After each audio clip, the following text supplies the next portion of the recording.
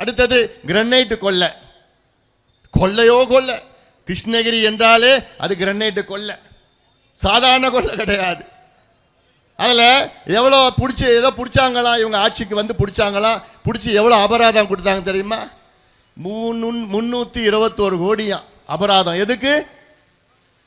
அதாவது முறையில்லாத அதை கிரனைட்டை எடுத்து வித்துட்டாங்கன்னு. அடப்படுவாங்களா? 300 கோடி அபராதமா? அவன் பண்ணது 30,000 கோடிக்கு வித்தான். நீ அபராதம் 300 கோடிக்கு போட்டுருக்கிற.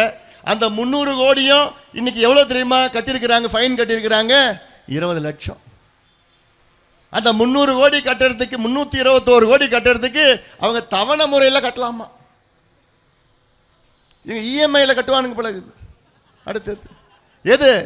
ஃபைன் வாங்கிறது. ஆனால் நீங்கள் விவசாயிகள் ஏதோ ஒரு 10,000 15,000 பேங்க்ல கடன் வாங்கினா அடுத்த நாள் வந்து நிற்கிறான்.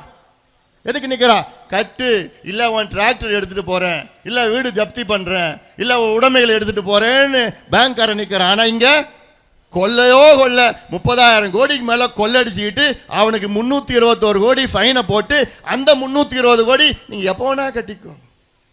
இது சாதாரண கொள்ளை கிடையாது. 200 லாரியை பிடிச்சானுங்களாம். இந்த கிரானைட் எடுத்துட்டு போற லாரி 200 லாரியை பிடிச்சானுங்க. அந்த லாரிக்குள்ள அந்த கிரானைட் கல் எங்கன்னு கேட்டா அது காணும். எப்படிலாம் அடிக்கிறானுங்க பாரு கொள்ளைய. சாதாரண கொள்ளை கிடையாது. அதெல்லாம் எங்கயா அந்த சரக்கு எங்கயான்னு கேட்டா அது எங்களுக்கு தெரியல, அவன் எடுத்துட்டு போயிட்டான்.